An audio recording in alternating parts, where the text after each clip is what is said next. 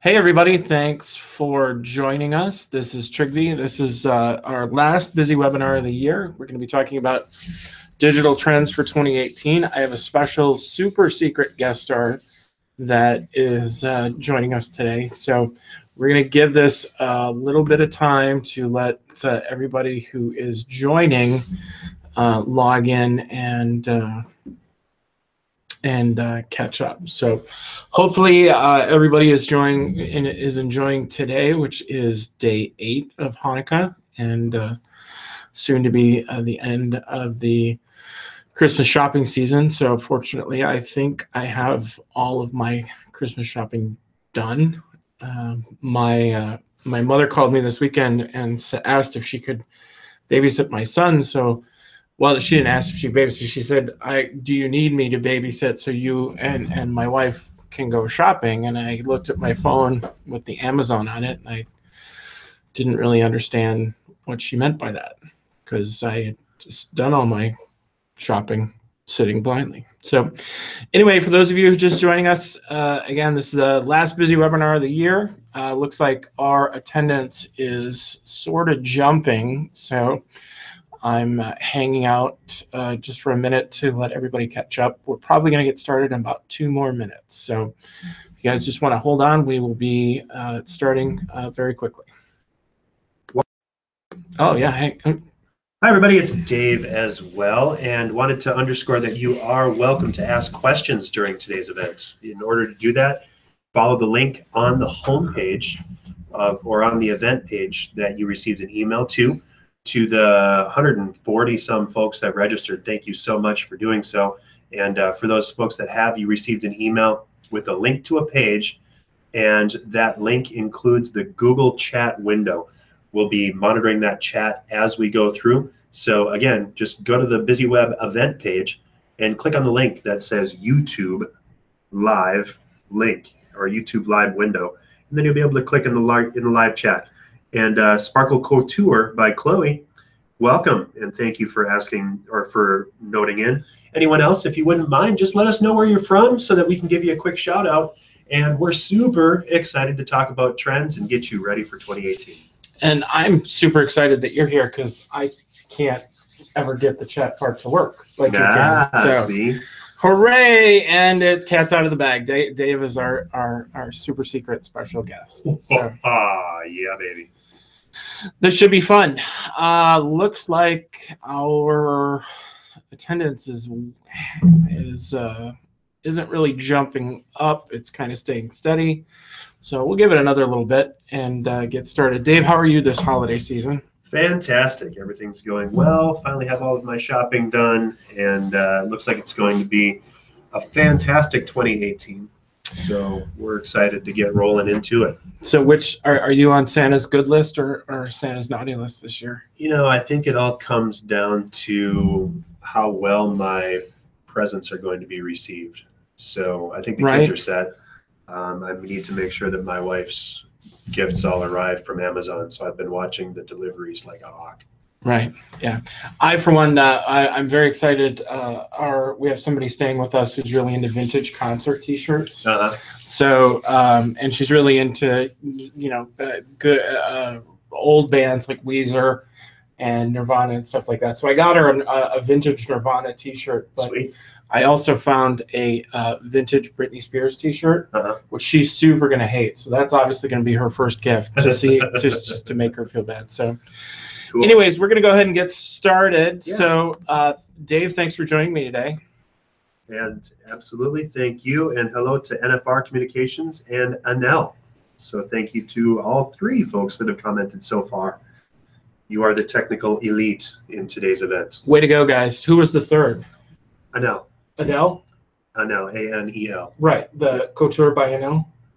Sparkle Couture by Chloe. Oh, Sparkle was the first one. Sparkle Couture, yes. Right.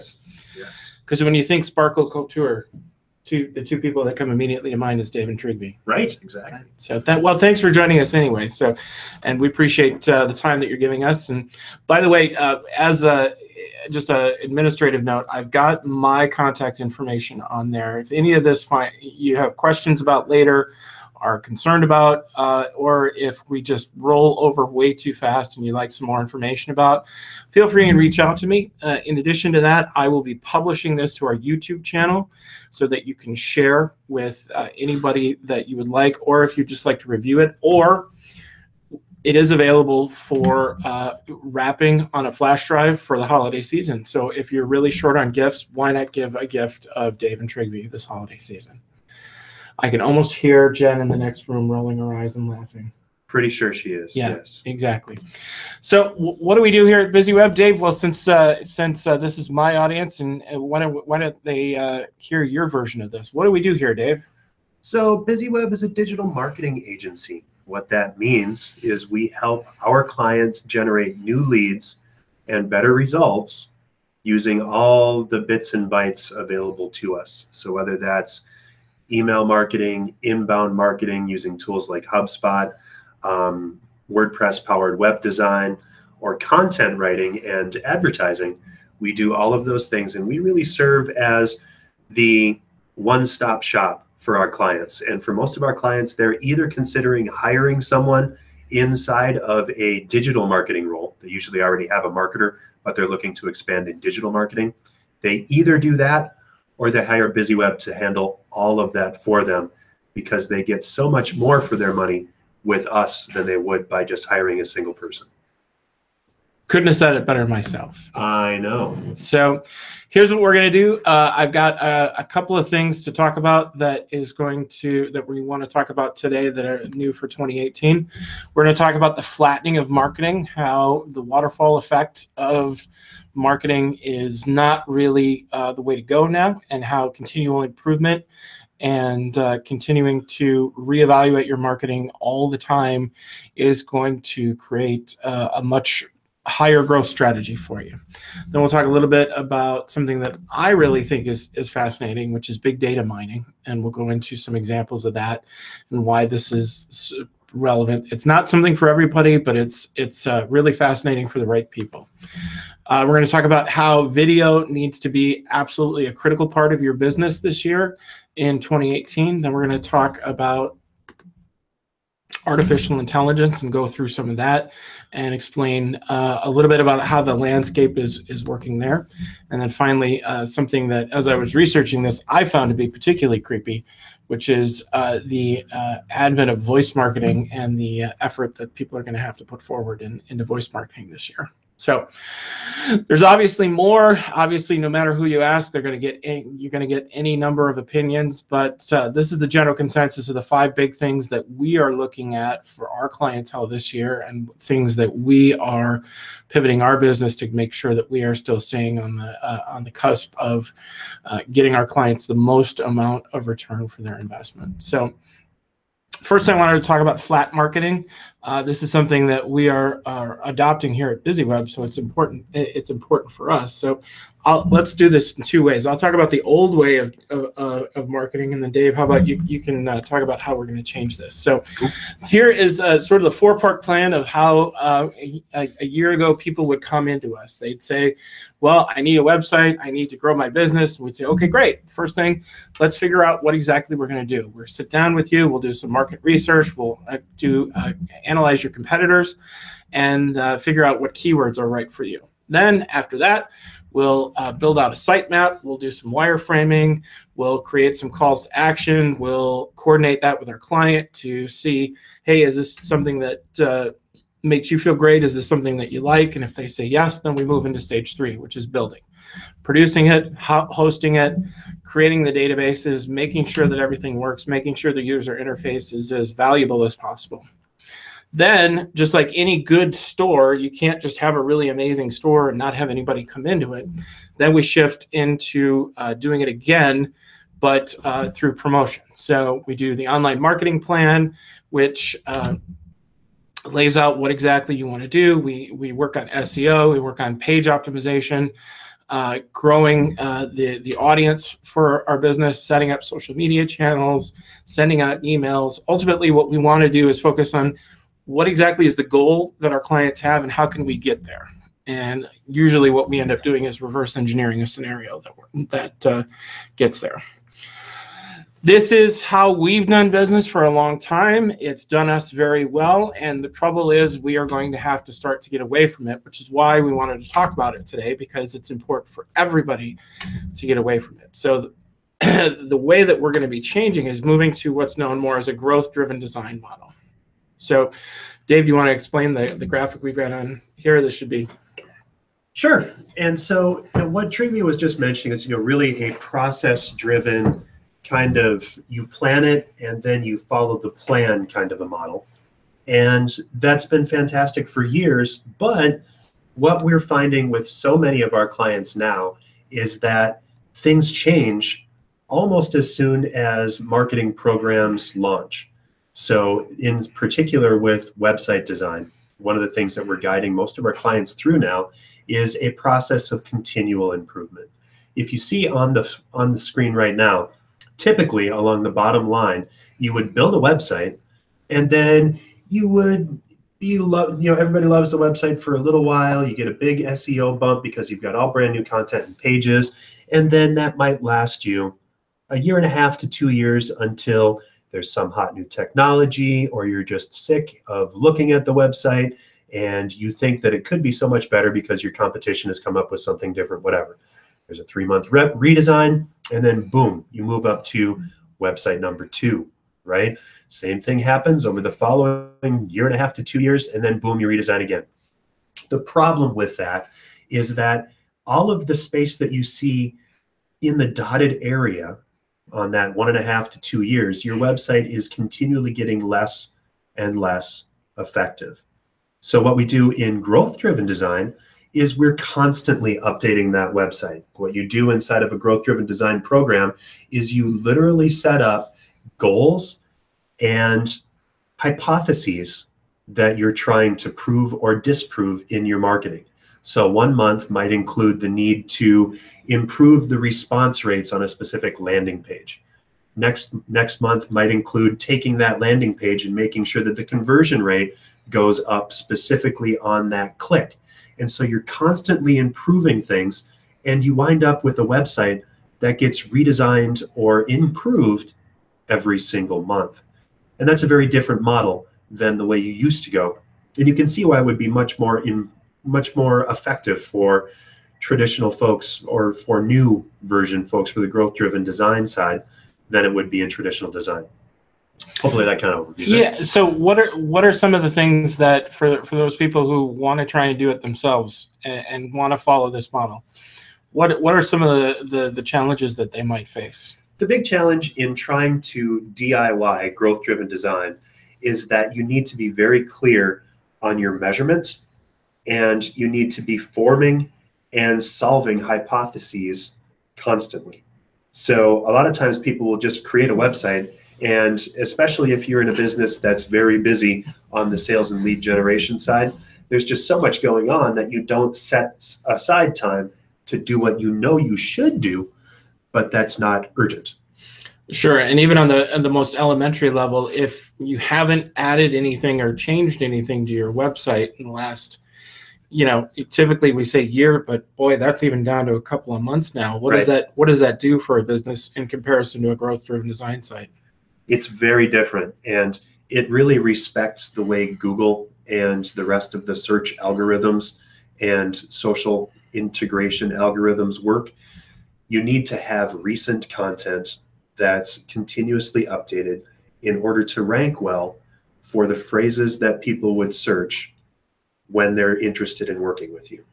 So you need to be updating your site almost every week. And a lot of times with our clients, we are updating their websites every single week to make sure that their content is recent and that it's relevant. Those are the two biggest indicators of search quality that search tools like Google will look at when they're deciding how high to rank any given result.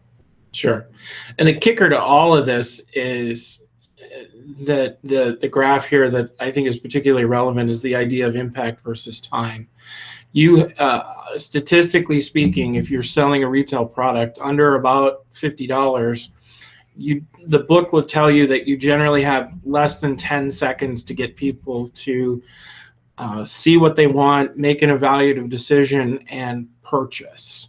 So if your website is hard to read, it's got too much stuff, it doesn't interact with the way that your users are interacting, then it's absolutely critical that you move to a change. Now, the converse of that, and one of the things that I hear a lot in my role here at BizzyWeb, is a lot of people will say, oh, well, our website isn't really in a sales environment because we have a sales team. Well, that's even more critical, because if a salesperson comes in and they tell you something and they tell you something that you think, man, this is great, I definitely want to consider this. What's your next first action? Usually what you do is you look at the website.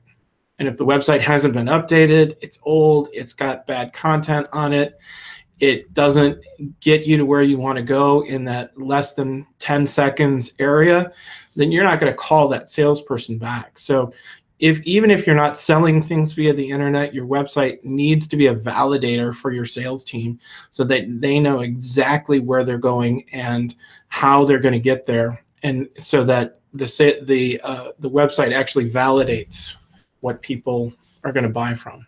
So that's our first trend. This is something that we're throwing a good 4 or 5 people at next year, right? Absolutely.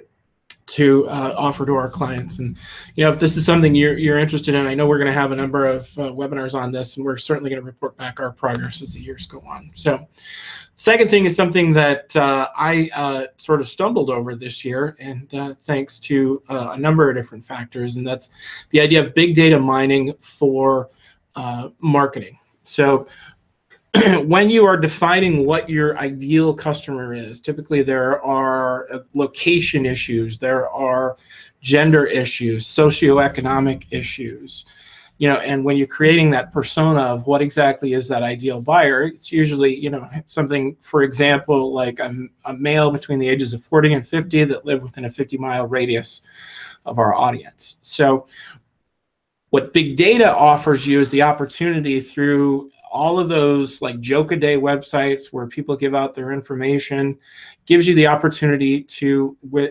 purchase that information to see who is looking for what you are interested in.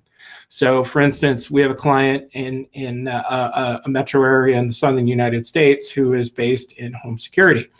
And we are able to, through big data mining, tell them all of the people within about 100-mile radius of their office who is interested in their product based on their web searching. Which, it's important to mention 2 things. Number one, it is all completely legal, and the information is out in the ether and out and available if you know how to look for it. And second, the value is tremendous for a program like that. So what we do with that information is we take that big data tracking information, we put it through a number of different places. Number one, we can email those people because we have access to their email addresses, and we're trying to push them to the website.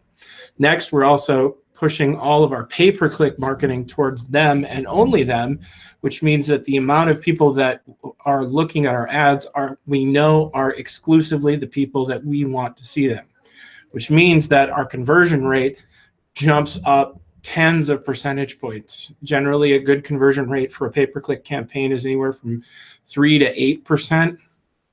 For the big data campaigns we're running, it's well into the 40s. So there's a tremendous amount of value there. And I even had a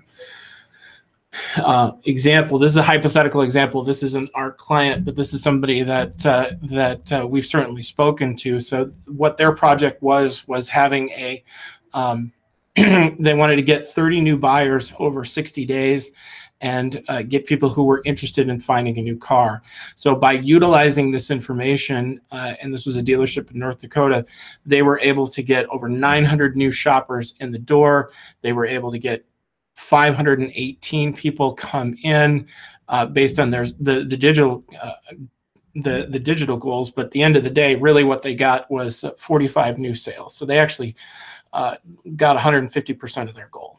So what does it mean? Well, you get a tremendous amount of leads, which is both a good and a bad thing. If you have a sales team that can handle a tremendous amount of leads, it's a great asset to a digital marketing campaign. However, if you don't, and if you're only one person, it's really, really bad because you can get overwhelmed very, very quickly. So by and large, Dave, what would you say that we give out for our big data customers in terms of weekly leads? You know, we've seen anywhere from a few dozen to a few hundred, and it really does tend to fluctuate. So it depends on, you know, really when and how they collect that data.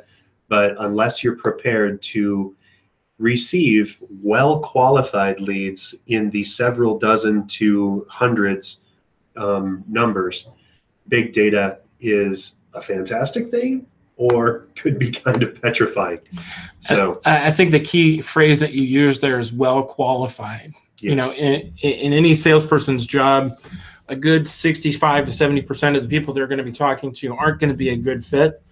But if you suddenly massively go from 30% good fits to 70% good fits, then you're going to have a massive amount of time involved in that, because every conversation is going to be fruitful and every conversation is going to be valuable.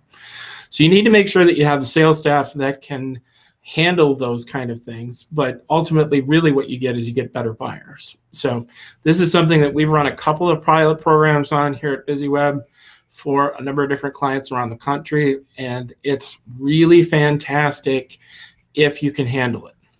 For sure. And if you can't, it's a really bad idea. And the other thing to keep in mind, it is not inexpensive, but compared to lead generation sources that you can get out there that are charging anywhere from $35 to $50 a lead, it's pretty inexpensive. So by and large, you know, we get we're charging about when all said and done, less than $10 a lead for that, and that includes a whole lot of marketing that goes along with it. So it's super cool, but it's definitely something to keep an eye on in 2018. One second, Trygve, before we switch into the next thing. Kelly at NFR Communications asked us about the last topic. How often can you or should you update the theme or look of your site? And if you do, or will you run the risk of losing the branding and allegiance to your site? So that's a great question, Kelly, and thanks for answering that. I'll answer part of it, and then I'll leave part for you, because I'm sure you've got a different opinion on that as well. So the stock answer is that you should be relooking at the theme of your site about every 3 to 4 years. Now, I have a big asterisk there, because there was that's depending on the marketplace. So a couple of years ago, Google decided that they were no longer going to rank on mobile any website that wasn't mobile responsive, which was sort of commonly referred to as Mobilegeddon. So those people who had to do it then, pretty much everybody had to redo it if your website was not mobile responsive. So sometimes there are marketplace influences that make you redo it, but the second part, which is the branding, if you have a company that does it right and continues your brand effectively, then it really shouldn't be a problem. One of the things that I think we do really well here is in updating a website, there is a technical aspect that needs to be addressed when you're changing websites, and there's also a branding aspect. We have people who are handle both of them. For sure. And Kelly, you specifically asked, I think you're leaning towards, is there a too much kind of an update thing? And the goal of your website design should be to stay the course, as far as, it shouldn't look completely different every month. There were, back in the heyday of the web, people would redesign their websites every couple of months, and the logo would be different, the colors would be different, everything would be different. We want to focus on evolutionary changes.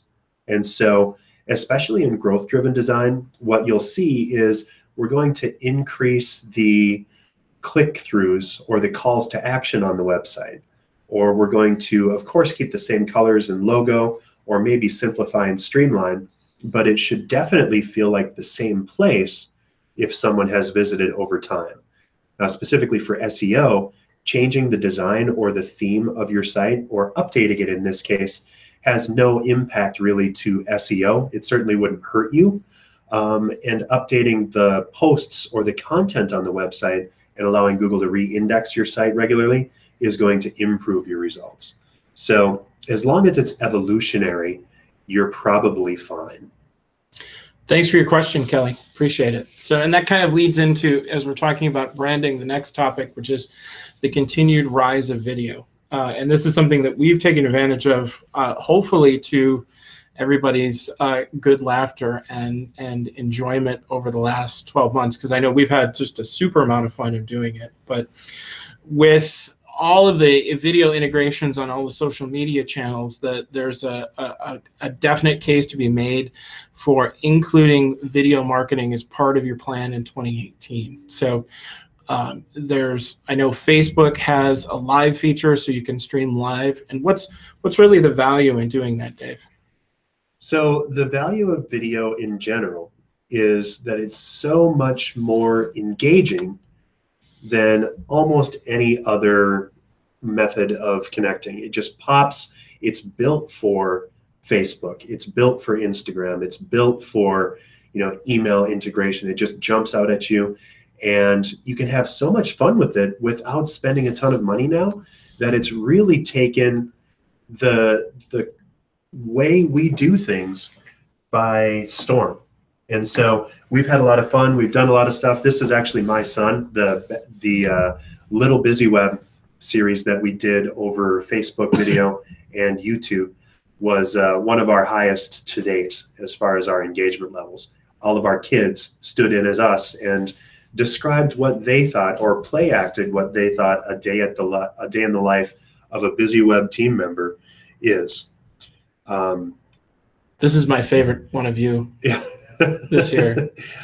Angela had said that your screen just says the continued rise of video. Is there a video showing? Hopefully by now the screens are coming back up, but we aren't playing a video. We're just doing some screen grabs from our favorites of the past couple of months. And I think Trygve probably has at least one more. Oh yeah. Super fun. Yeah. So in general, the video strategy for BizzyWeb has been to kind of match our brand and make it fun, interesting, engaging. We don't have a problem poking fun at ourselves and or kind of being creative, but it needs to retain your brand when you're doing video. And to be fair, since I have a couple of pictures of Dave being a little irreverent, I wanted to include one of me. This was we did, I think, January of last year, where Dave tried to read my lips as I was outside the office looking in. Yes, so we stuck Trygve outside. We are in Minneapolis, and so it does get a little chilly. I believe that day it was about 5 below zero, if I remember correctly. It was not fun, no. Yes, and so we stuck you outside for a good 10-15 minutes while we did a video lip reading. And that was one of my favorite segments. Yeah, fun fact, if you really would like to see me, if you've met me before and you would like to see me really be uncomfortable, there's a video on our Facebook page where all the women in the office ganged up and fed me different foods that had this pumpkin spice spray on it, which was, I think, was basically the equivalent of industrial lubricant that sort of was cinnamony. Yeah, it wasn't a lot of fun, but there's value in doing that because it shows the kind of people you are and it shows your company culture. And as you can see here, a lot of the videos we do look really great and some of them don't, and that's okay. You don't need to have professionally done video to really take advantage of the video platform, but what you do have to be is completely authentic. Actually, just curious for folks that are listening along, because we have a bunch of folks that are listening absolutely. Live. Would you, and this is just kind of a question, one of the things on the bottom two videos that you see screen caps of, I actually have a teletype a broadcasting box that I've set up so that I can read off of scripts and still have it look professional. And so curious if you'd be interested in a DIY of that, because I could put together a DIY video of how I've created my fancy video box. So if folks are interested, let us know. Or we could sell the plans for $19.95. Sell it on Kickstarter. Yeah, or on Etsy. We could finally start that Etsy page that we've been wanting to start for forever. So, all right, the next thing is really crucial, which I'm sure a number of you have taken advantage of, and that's the rise of artificial intelligence in marketing and the way in which the value of artificial intelligence. And I brought this here because obviously I knew Dave was going to be with me, so we could make jokes about how you can't do that, Dave. You're welcome, Dave. Yes. Right, exactly. You're not here, Dave. So what's the value of it? Well, 57% of all digital marketing right now is using some form of AI. There's two different values of it. Number one, which is the most important, it provides your customer base with an incredible amount of personalization. Because as your artificial intelligence can grow and get to the point where it's learning what your customer base wants, it can then turn around and show them exactly what they want. The value for you then is that it is completely automated and not something that you have to touch. And similarly, because it is created by sets of rules and numbers, then the second value here is that all of the decision making from the marketing standpoint is going to be data and analytics based driven. So if there are major changes that need to happen to your website as part of the artificial intelligence that you gain by dealing with your customers, then you have a pretty good mathematical case for it. So Dave, is there anything you wanted to add on the AI front? Just that the space is very fluxed right now. I mean, there's all kinds of things that are happening, and it's really hard to plan for this. It's even more complicated than betting on the stock market, and it's going to be hard to gauge effectively what's going to be the way. And a lot of these AI tools are coming down into the realm of small business affordability. But a lot of these things, like some of the bigger chat bots, and Facebook has an AI infrastructure where you can do virtual walkthroughs. A lot of that's going to be really advancing in the course of the coming year, and it's something that I would keep my eye on. But I don't know if I would go all in on any particular technology yet, because it's all so new and different. Like AR, augmented reality, just took a quantum leap forward now that Apple started officially supporting it, right? So it went from a kind of a niche or a corner use case to having hundreds of millions of people having the ability to take up a picture and see a dragon running around on their desk. So it's going to get really, really cool, but it's going to be really weird for a while too. Yeah, and it's just to expand on what you said about being really, really weird. That's kind of Dave speak for being, it might not be very good for a while. And that it's certainly something to keep an eye on, and certainly something that you should consider to have as part of your business. But one of the challenges in that is that it does lose a certain degree of authenticity if people figure out they're talking to a robot. Yep. And certainly everybody gets frustrated when you call customer service and you end up talking to somebody and you end up screaming, attendant, attendant, over and over and over again. That sort of defeats the purpose, but right. It's something that's certainly growing, and certainly something you should keep an eye on in the next year. And the last one, I was just terrified as I was doing some research and preparing for this. So voice-based marketing, these are very cool tools that everybody sees on TV, that everybody sees and wants to have part of your home, where you can ask it a question and then it should give you an answer, or start playing something, or turn a light on and off, or something like that. So do you have one of these, Dave? I do not. Seriously? And it's for exactly those reasons. I'm usually one of those people that always has the latest and funkiest toys. Yeah. But I am very bearish on the usability of these, as well as very nervous about the hacking of those tools and having someone listen to you full time. There's still a lot of stuff coming out about them, and yes, maybe my tinfoil hat is growing on top of my head here as we're talking, but I'm nervous about something that's always on and always listening. Well, here's the challenge. I agree with you. I'm a little nervous about this too, and I also live with a 3-year-old who thinks he's funnier than he really is. Uh-huh. So any artificially intelligent device having to deal with my 3-year-old, I think, is a challenge. But In researching this, one of the startling statistics that we found out, which was just shocking, was that the amount of voice-based searches that were done on search engines.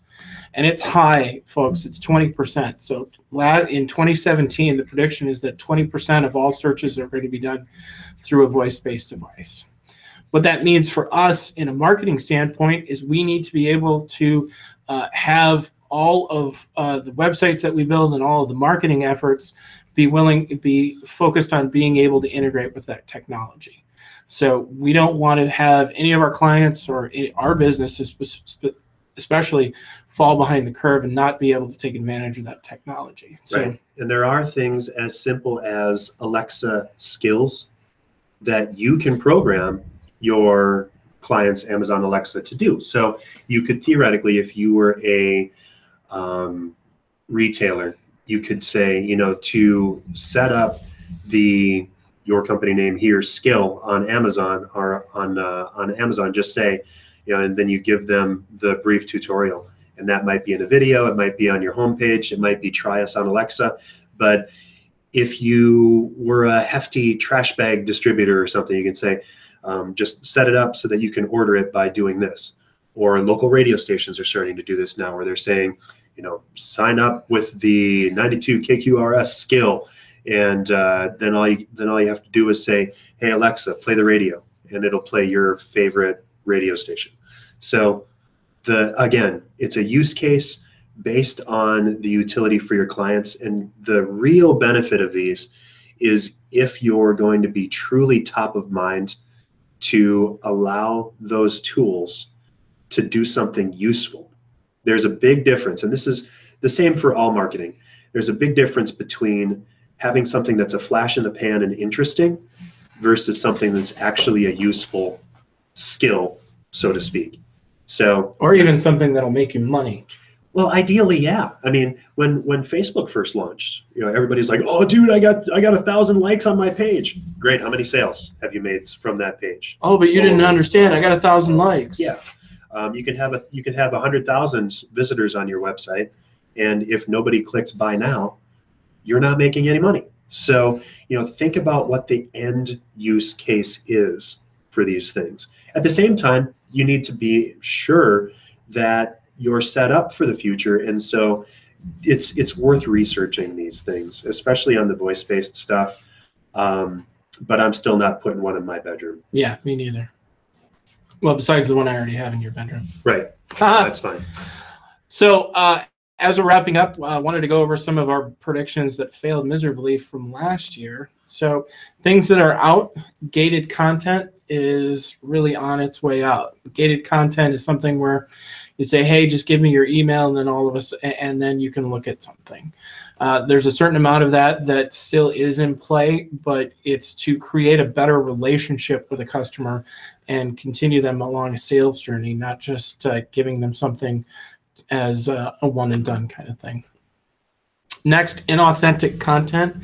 This is something that is really fascinating, and something that we laugh at a lot when we're in the because we're in the business. When you see somebody who's writing something that isn't really indicative of where they are in the world. There are a lot of idiosyncrasies of language and a lot of idiosyncrasies in different areas of the world. That if you hire somebody to write content for you and they don't understand the way that your customers think, then it's just really not going to turn out right for you. Third, VR is a marketing tool. It's still a tool that is in development and very, very cool, but it was something that that was looked at as something on the rise for 2017. It still is, but it's sort of pivoted away from that. And then finally, the idea of hiring influencers on Instagram in order to promote your product. That's really something that is on its way out. People aren't really buying into it as much as they used to, and especially now that Instagram is requiring influencers to register when they are posting an ad, it's really not worth as much money as it was in the past. So what are we going to do differently this year? Dave, do you want to take this one on? So really the goal for our clients, certainly, as we have marketing strategy conversations with them for 2018, is we really want to focus on what's actually going to move the needle for you. It's not additional Facebook likes. It's not clicks on a page. It's probably not even the amount of leads that we generate. It's how convertible are those leads, and how well is the response going to actually translate into a business result. You can't do it all at once, and I can't just say this is going to generate X amount of sales unless you're truly a B2B audience, right? So if I have a e-commerce store, then of course it's all about that. But for especially for business to business markets, we need to focus on what are the lead up factors to making a sale, and then improve each of those lead up factors in rank order of importance, right? So having an additional amount of qualified leads is probably one of the biggest for a business to business market, right? But then making sure that your website supports, once you get those leads and those leads do some research on you, is likewise important. So you just have to focus on meaningful stuff. Websites are going to continue to see improvement, and we're going to look at ways to be just continual. This web design as a methodology is going to be much less important. Websites aren't a product anymore. Websites are a service. The web is, or web space, is really the foundation upon which you build every single thing for the rest of your marketing. So it's the foundation of your Facebook strategy. It's the foundation of your video strategy. No matter where people hear about you, the very next place they're going to look for you is your website. If you don't have a great website, and if you're not updating that website regularly, you're going to see diminished results in 2018. And then, of course, none of this is truly revolutionary. It's all evolutionary. So there are a lot of shiny toys out there. You know, you can do the Echo Dot, and you could come out with a fancy pants skill that would order a mac and cheese for your clients if they visit your website and say something. But is it really going to benefit your business? You need to think about what actually is going to mean something for your business. And just because it's the cool new thing, you know, you don't need a Snapchat filter for your business. If you sell precision manufacturing, right, you might need a fancy AR app or a tool that you can use to match parts to what people are doing, and they can just hold their phone up to it and see if they're actually ordering the right thing. That's something that might be interesting. But again, you want to make small leverage bets on what are bound to be large investments. And then finally, specific and personalized marketing plans can be huge for you. And the goal of all marketing should really be designed to funnel people in through the channels of interest. So they make a search and they find you via Google, or they get a recommendation from a friend. How can you guide them gently toward the right part of your website, toward the next step of engagement with you, so that you can automate some of that marketing and actually meet their needs? The better you can be at solving problems, the better you're going to be in marketing. And so you need to kind of think about how that works. And luckily, there are tools available that can do this for much less than you probably think. Absolutely. Well, that's everything that we've got. Dave, did we have any questions outstanding questions that we had that we need to answer? Yeah, we had a little bit of chat on the window, on the live chat window. So Angela asked, do you know what percentage of business searches are done by voice?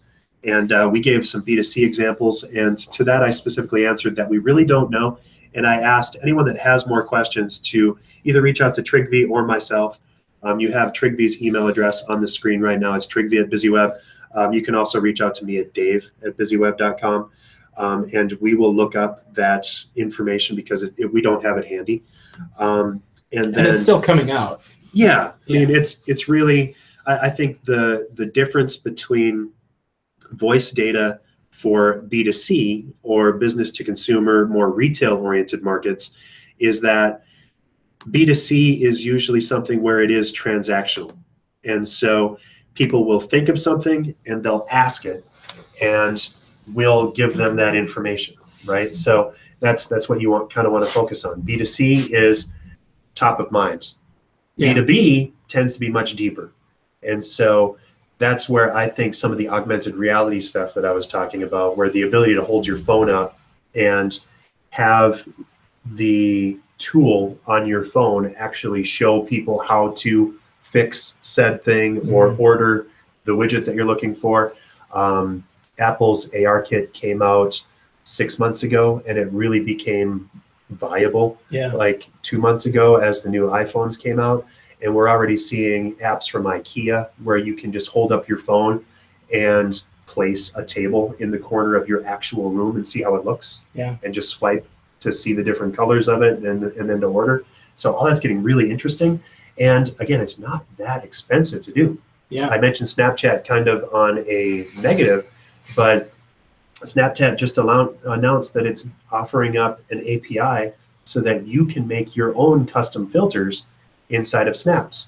So theoretically, anyone that came in here could dance with a virtual version of Buzz when they came into the office. And you could have that geo-tagged or geo-locked so that as soon as they got close to BizzyWeb, they could dance with Buzz. You know, who knows? There's all kinds of cool stuff that you could do.